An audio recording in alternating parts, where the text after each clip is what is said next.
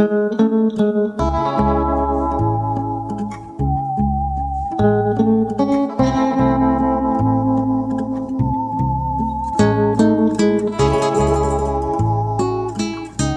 Green Bottle by Bernard Capes.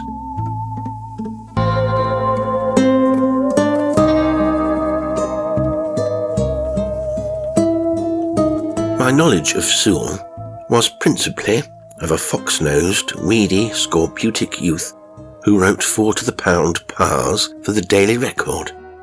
Further, I bore in mind his flaccid palms, his dropping underjaw, and the way in which in Fleet Street bars he would hang, looking indeed rather like a wet towel, on the words of any Captain Bobadil of his craft who would condescend to wipe his boots on him, or, for the matter of that, his foul mouth.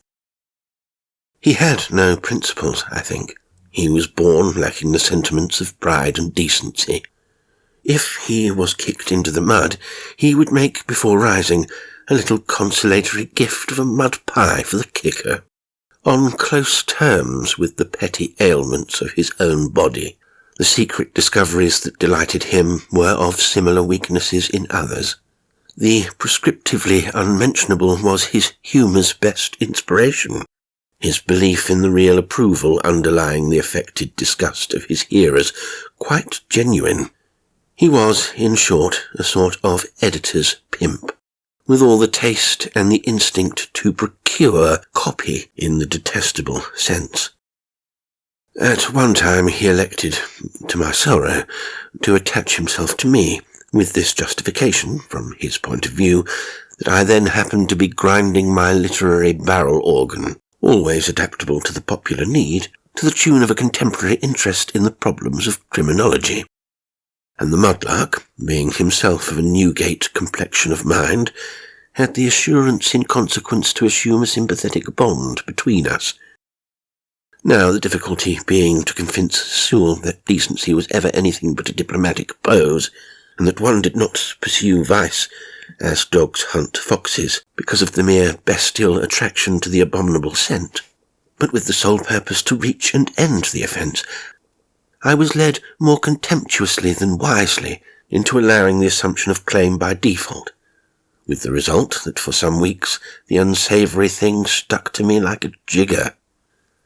Then, at the climax of the annoyance, just when I had resolved, as an anthropological economy, upon dissecting my torment, or himself, as the closest possible illustration of my meaning, of a sudden the creature vanished, disappeared, sans praise, and Fleet Street and the Daily Record knew no more.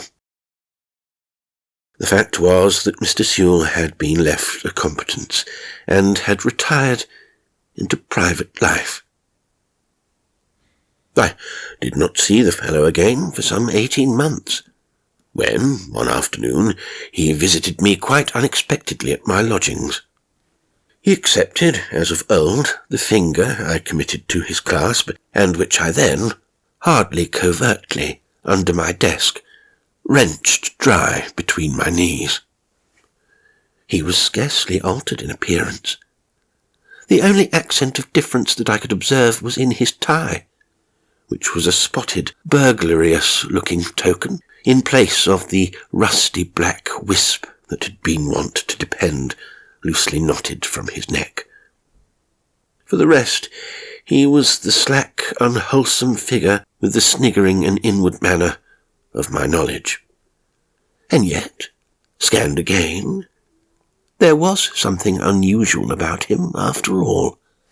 A suggestion, it might be, of excited nervousness, such as one might imagine in a very fulsome Paul Pry, bursting, while fearing, to retail a ticklish piece of scandal. "Well," I said, after some indifferent commonplaces, "so you've got your ticket of leave, and aren't your fingers itching in a vacuous freedom for Oakham and the Fleet Street crank again?" "Oh, Mr. Deering," says he, tittering and twisting. "I like that metaphor. I come to report myself to you, Mr. Deering. Said I. Well, when all's said, how do you manage to kill time? Why, I kill it, says he, grinning, and I lay it out. It's only necessary to have an object in life, Mr. Deering. Mine's killing time, that I may lay it out. You'll never guess what I've become. I'll make one shot. A body snatcher. Not so far wrong. A collector, Mr. Deering. I wish you'd come and see my museum. Will you have dinner with me tonight? Not to be thought of. See here and here. In fact, I've already given you longer than I can spare. Goodbye. Till our next meeting. If I'm on the jury, I'll try and forget the worst I know of you. He rose, fidgeted, still lingered. I do wish you'd dine with me. I tell you I can't. Besides, I'm particular, it's a fad of mine, about my alimentary atmosphere. An unwholesome one balks my digestion. I began to be annoyed that the fellow would not go. Suddenly he turned upon me with more decision than he had yet shown. The fact is, something very odd has happened. Quite impossible, you'd say. I don't know. If you'd only come and look. I did look at him in surprise. Odd. That concerns me. Why not tell me now, then? You'd never believe unless you saw. Saw? Saw what? Why, I'm hanged if, by the jaw of you, you aren't thinking to come the supernatural over me. Yes, he said, fawningly persistent. I want you to see. It's a case of horrors, or nothing. You'll be able to judge, as you've made it your line. I've done no such thing. I never raised a banshee yet that would deceive so much as a psychist. Well, said he, that's another inducement. You'd not be predisposed to the infection. Infection? I shouted. What the devil? You've not been laying out in earnest. He wriggled over a laugh. No, said he. I meant the infection of fear. Oh, trust me there, said I. This was so far a concession that, under the stimulus of a curiosity, the creature had succeeded in arousing in me. I presently accepted, though grudgingly, his invitation. Then he took himself away, and I went on with my work, rather peevishly, for there was a bad taste in my mouth that I endeavoured unsuccessfully to neutralise with tobacco. At 7 o'clock I packed away and went, depressed, to keep my engagement. It was a July evening of that unsavoury closeness that paints faces with a metallic sweat and vulgarises out of all picturesqueness the motley concerns of life. An evening when fat women are truculent at omnibus doors, when the brassy twang of piano organs blends indescribably with the sour stench of the roads, when a dive into a sequestered bar brings no consequence as of virtue refreshed, but rather as of self-indulgence, rebuked with an added dyspepsia. And, appropriate to the atmosphere, my goal was in that inferno of dreary unfulfilments, Notting Hill. Thither I made my way, and there, in the end-house of a stuccoed and lifeless-looking terrace, converted, by a Salvation Army missionary, one might, from its vulgarity, suppose, into flats, came presently to a stop. There was a bill to let in the ground-floor window, from which, by inference, my host was engaged to the upper rooms. He himself greeted me at the front door, to which I had mounted by a dozen of ill-laid steps. A second door within, set in a makeshift partition, opened straight upon the stairway that led up to his quarters. "I hope you won't object to a cold collation, Mr. Deering," said he. The stairs were so steep, and he looked so down upon me, twisting about from the height at which he led, that his white face seemed to hang like a clammy stone gargoyle from the gloom. "I wouldn't suggest it's what you're accustomed to," he said, "but when one's only slavey goes out with the daylight and doesn't return till the milk, it can't be helped, you know." "It's all right," I said, brusquely, and rudely enough, to be sure. "I never supposed you kept a retinue. You're the only soul in the house, I conclude." We had come to a landing, where the stairs gave a wheel and went up, carpetless, steeper than ever. Looking aloft, it was some unmeaning comfort to me to observe that a skylight, obscured by dirt, took the slope of the ceiling with a wan sheen as of phosphorescence. 2 doorways, a step or so apart, faced us entering upon the landing. Through the nearest of these I caught a glimpse of a white tablecloth, and our meal set upon it. The second and further door, that was opposite the turn of the stairs, was shut. "Eh?" said Sewell, with a curious intonation. "The only soul, eh? Well, upon my word, I won't answer for that." "What the devil do you mean?" I exclaimed irritably. "Why," he answered, propitiatory at once, "the rooms below are tenantless, if that's what you refer to." "What else should I refer to?" To be sure, he answered. "Oh, yes, I'm the only one in possession. I don't mind. Generally speaking, there may be something, now and again, that makes a difference, you know. But generally speaking, I think I've got the collector's love of solitude. We sort of hug ourselves over our finds, don't we? And then it isn't nice to have anybody else by, eh? That's my museum, that second door.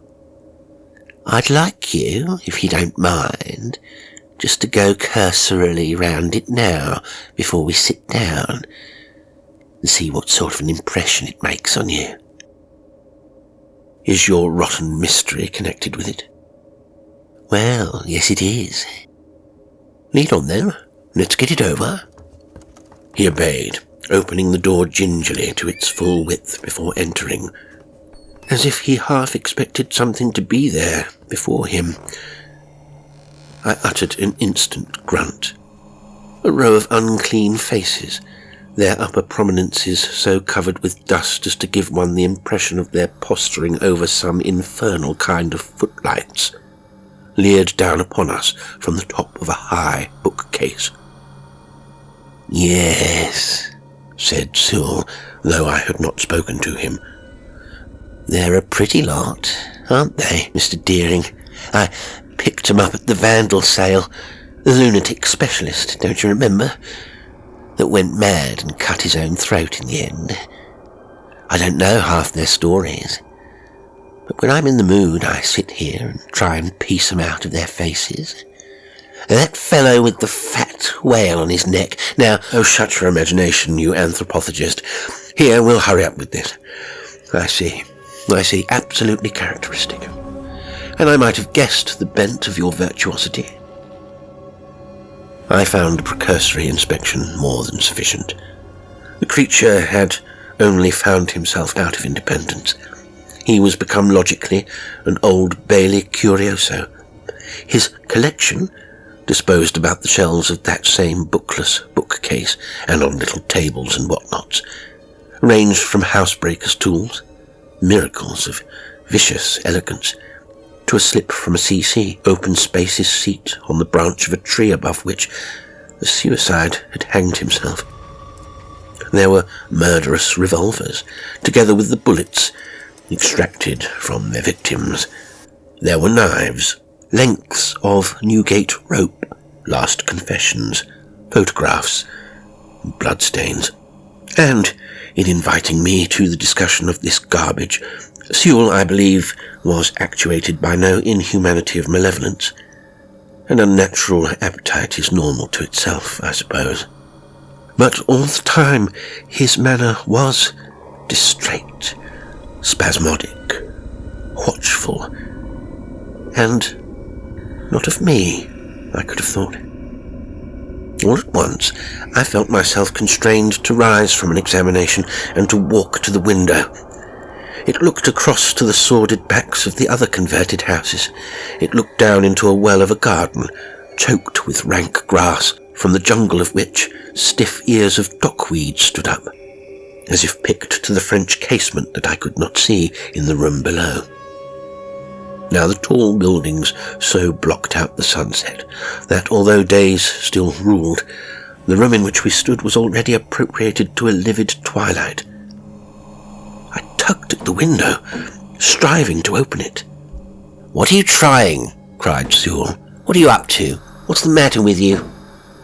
He hurried across the room. He looked curiously into my face, as if for confirmation of some hope or fear of his own. "You can't do it," he said.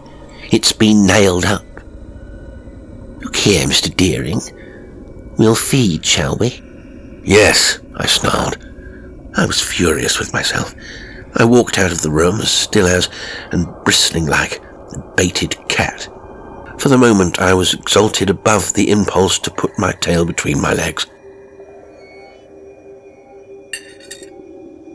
Sewell's cold collation was vile. I swear it, though no sybarite, in some explanation of a subsequent nightmare. Macbeth hadn't supped when he saw the ghost of Banquo. How many ghosts he would have seen after a slice of Sewell's steak pie is conjectural. At the fourth mouthful I put down, I might have dietically, with scarce more discomfort to myself, my knife and fork. "Is that beastly door shut?" I said crossly. He knew without my explaining that I meant the door of the museum. "Yes," he answered, impervious to my rudeness, and offered no further remark. But perhaps from a like sentiment of oppression, he turned up the gas above the table. I made another effort at the pie, and finally desisted. "Look here," I said, falling back in my chair and streaking down the damp hair on my forehead. "I'm not a fool, do you hear? I'm not a fool, I say. I want to know, that's all. What the devil's the matter with that bottle?" "Ah," he breathed out, with a curious under-inflection of relief, of triumph. "The bottle? Yes. I thought you'd come to it." "Did you indeed? So that's your Asian mystery?" "Yes, that's it," he said quietly. "You've found it out, Mr. Deering. And I wasn't mistaken, it seems." "Mistaken? I don't know. What's the matter with it? What infernal trick have you been planning?" "Take care," I said bullyingly. "Shall we go and look at it again?" He only answered with the soft question. I half rose, fought with myself, yielded, and dropped back. "I'm damned if I do," I said, "until you've told me." "Very well," he replied, slinkingly moved to govern and applaud me in a breath. "I'll tell you at once, Mr. Deering." He felt in his inner breast pocket, produced a memorandum book, withdrew a newspaper cutting from it, rose and, crossing to me, placed the slip in my hand. Accepting it sullenly, and taking my reason by the ears, I forced that to focus itself on the lines. They were headed and ran as follows: "The Lambeth Tragedy. Mr. Hobbins, the Southwestern District Coroner, held an inquest yesterday on the body of Ephraim Ellis, glassblower, who, as has been stated, fell down dead at the very moment that the officers of justice entered the premises of his employers, Messrs. Mackay, to arrest him on suspicion of having caused the death of Francis Riddick, a fellow workman. Ellis, it will be remembered, was actually engaged in blowing bottles at the moment of his arrest.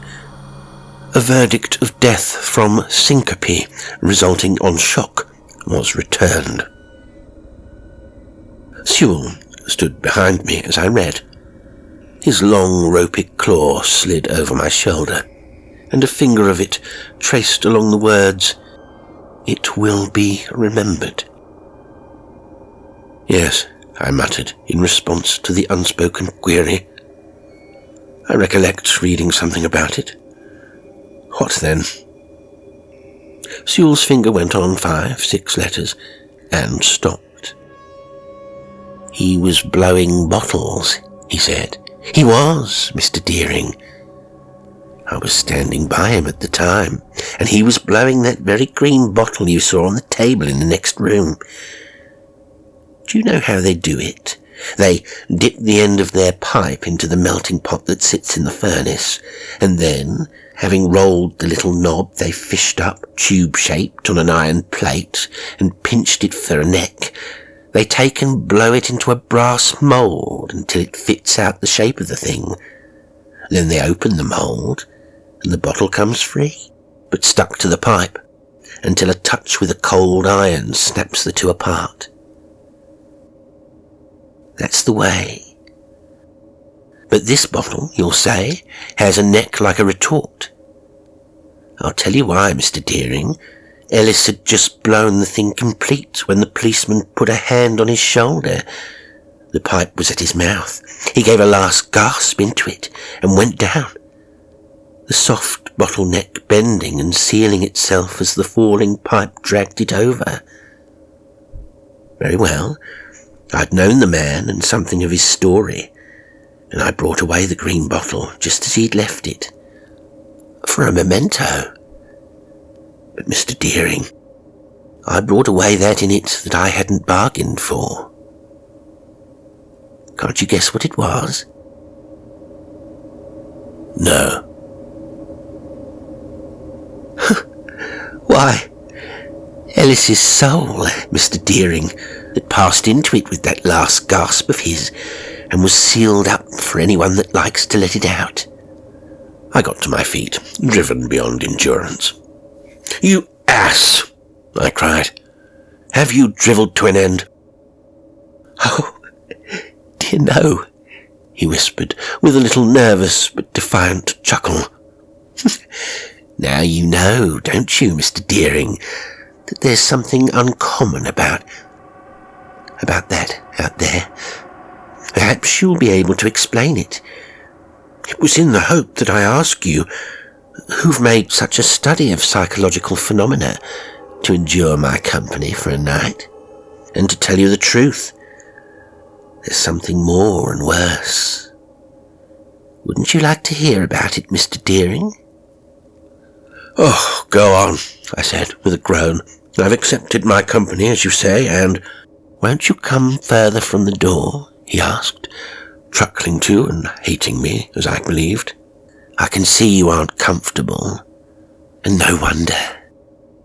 I ground my teeth on a curse, and, slouching to the mantelpiece, put my back against it. A blue bottle, droning heavily in labour, whirled about the room, and settled with a buzzing flop on the pie.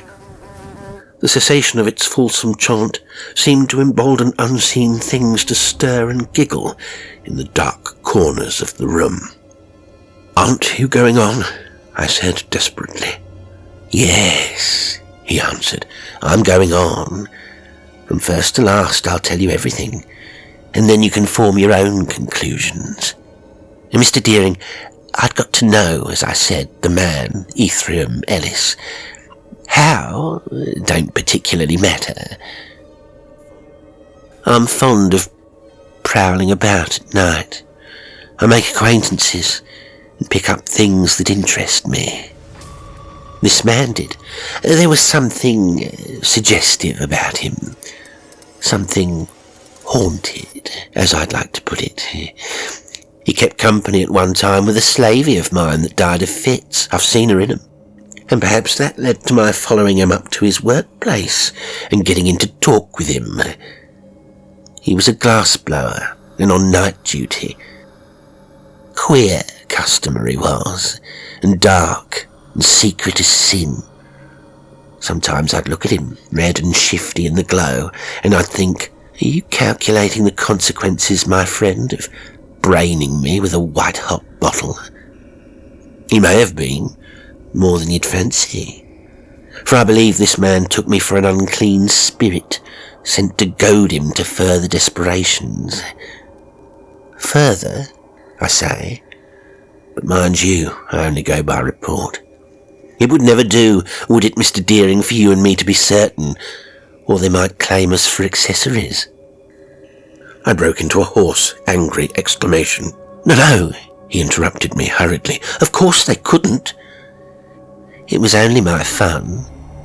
But the truth is, Ellis's fellow workmen were fully persuaded that Ellis had murdered Riddick, who had been found one morning after he'd relieved Ellis at solitary night duty, with his head melted and run away against the door of a furnace.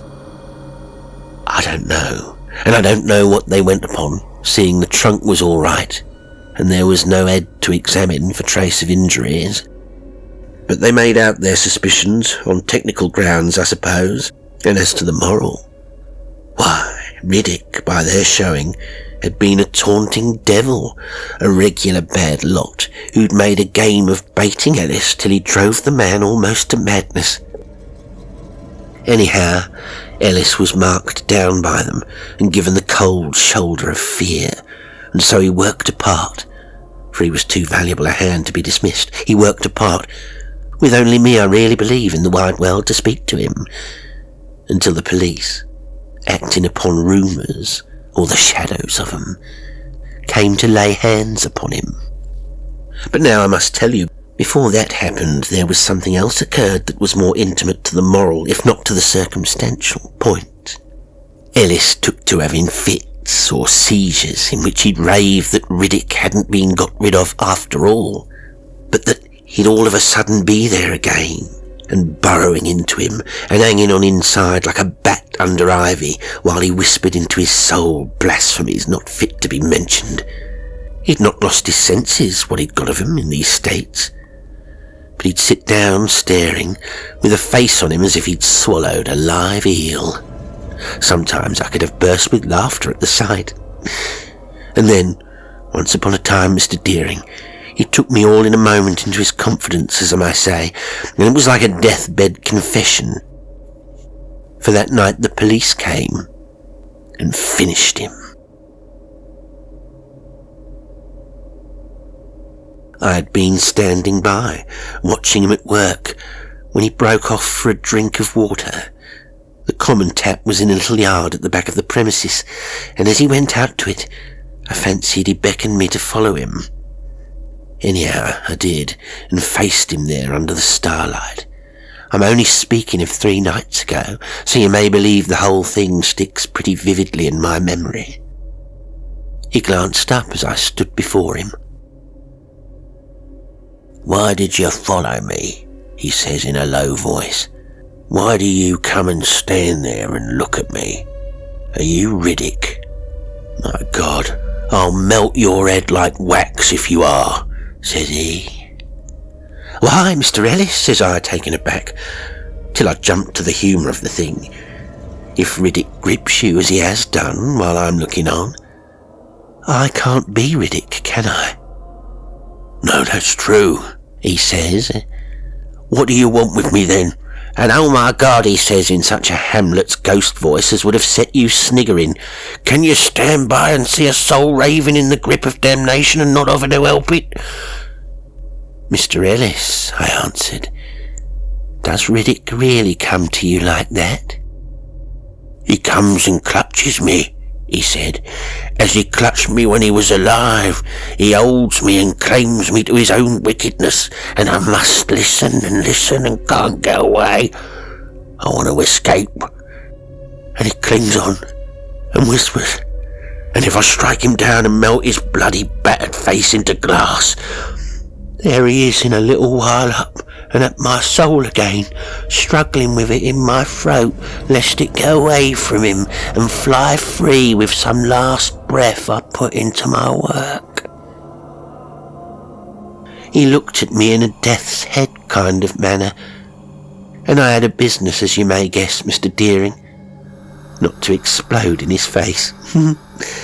Well, after a minute he turns round with a groan and goes back to his work, and I followed, as you may suppose. Now, he was at his bottles once more, and me standing by him, when all of a sudden he put down his pipe and his face was like soapy pumice stone. "Oh, he's entered into me. He's got me again," he whispered in a voice like choking. "Go on with your work as if you didn't know," says I, choking too, though for a different reason. "Then you'll be able to take him off his guard and blow him out into a bottle." I thought that was too tall even for his reach. But Mr. Deering, would you believe it? The mug actually made a run and scramble to do as I told him. Only I suppose Riddick was holding on so tight that when he blew, the two, himself and the other, came away together. Anyhow, there's the consequences. In the next room, sealed and untouched as it was left from the corpse's mouth, for the police took him while he was near bursting himself over that. The very last bottle he was ever to mould. He brought himself to stop with a feculent chuckle. Then, what you'll judge it to be, I can't tell, he went on. It's as funny as fits, whatever it may mean. I know for myself, I'd sooner sit and watch it, on the right side of the glass, than I would a little fish in an aquarium, setting himself to catch, and lose and catch again, and suck down by fractions a huge wriggling worm. I came away from the mantelpiece. The room seemed a swimming vortex. I have a notion that I cursed Sewell for an unnameable carrion, but if I did, my loathing and horror hit him without effect. I can only remember that we were in the museum again, that dusk had gathered there, heavy and opaque, and then suddenly Sewell had lit a candle and was holding it behind the thing on the table, while he invited me with a gesture to advance and inspect. It was an ordinary claret bottle, but distorted at the neck. The light struck into and through it, and I looked and saw that its milky greenness was in never-ceasing motion. "There they are," whispered Sewell gluttonously. "Look, Mr. Deering, mightn't it be the worm and the fish now?"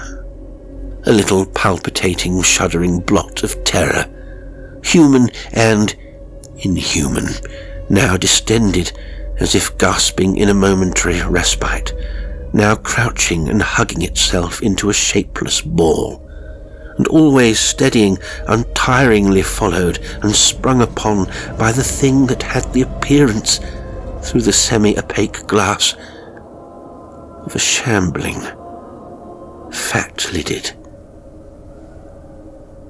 Something gave in me, and with a sobbing snarl I caught the bottle up in my hand. "Mr. Deering!" cried Sewell. "Mr. Deering, what are you going to do?" "Stand back!" I shrieked. "Stand back!"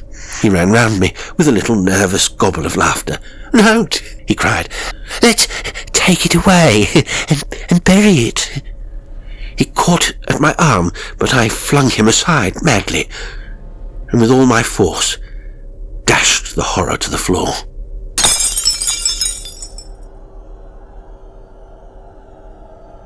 A moment's silence succeeded the ringing crash. "Oh," whispered Sewell, giggling. "Listen, it's going up the stairs after the other. There's something beating on the skylight." I tore onto the landing. There was a sound as if some sprawling, bloated body were climbing the bare treads in a series of scrambling flops. Higher, it might have been a great moth that fluttered frenziedly against the glass. The cord of the skylight hung down to my hand. I wrenched at it demoniacally, and the glass above swung open with a scream. A whir, receding into the faint, stinging whine of a distant organ, vibrated overhead, and was gone. Something on the upper stairs, something unseen and shocking, turned and began to descend towards me. And at that I wheeled and rushed, staggering for escape and release, leaving Sewell to finish conclusions with what remained.